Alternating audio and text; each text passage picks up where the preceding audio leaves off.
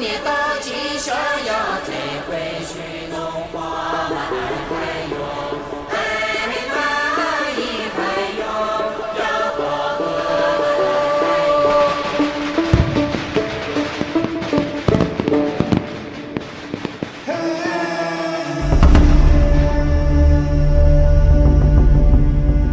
山微如涧，水静如川。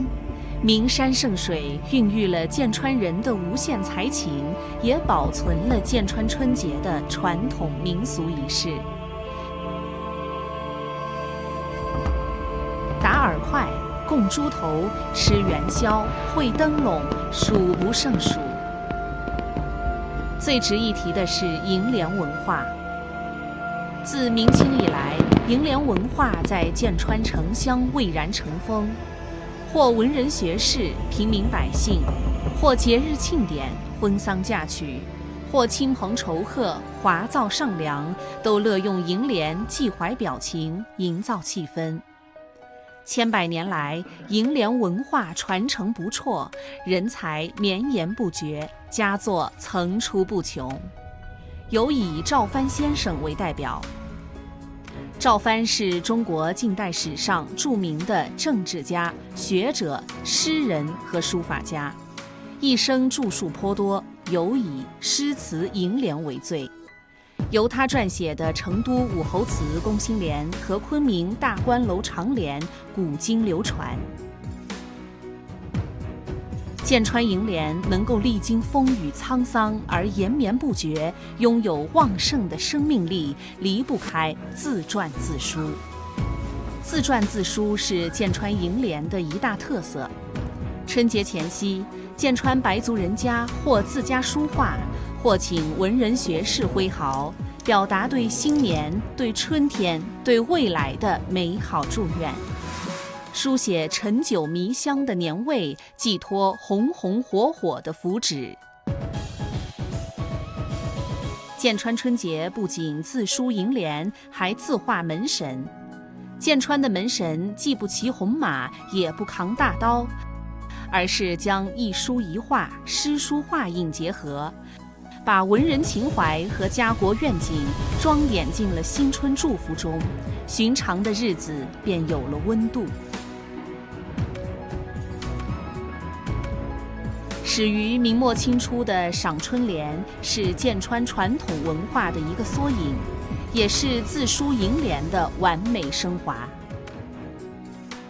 三五相约，走街串巷，相互观赏，游走在剑川古城的街巷中，徜徉于剑川楹联的世界里，写满传奇和浪漫，和谐与包容的楹联，不论好坏，不谈老幼，不分师徒，均会得到众人的夸奖。这种约定俗成的仪式经久不衰，在家族传承、社会发展和历史变迁中延续兴活。除夕这天，白族村落、白族人家还会将自己信奉的本主刻成木板画，在刻绘好的木板上涂刷墨汁，再将刷好墨汁的木板泡印在各色纸上，最后风干制成甲马画。墙上、门上、房梁上、供桌上、灶台边、水井边、香炉边都能见到甲马画，人们用它来祈福攘灾，求取平安。甲马画、楹联和门神交相辉映，串起了剑川古城的烟火年味。走进剑川古城，家家流水，院院放花，户户玉兰，门门书香。每家的门前和庭院总是一尘不染，生机盎然。庭院里的草木花卉竞相生长，既生态又怡情。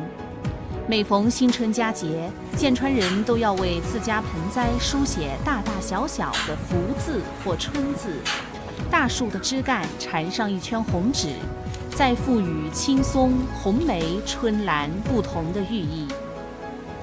福寿延绵、傲然高洁、蕙质兰心的美好祈愿，伴随着喜庆吉祥的节日氛围，拉开了剑川白族春节的序幕。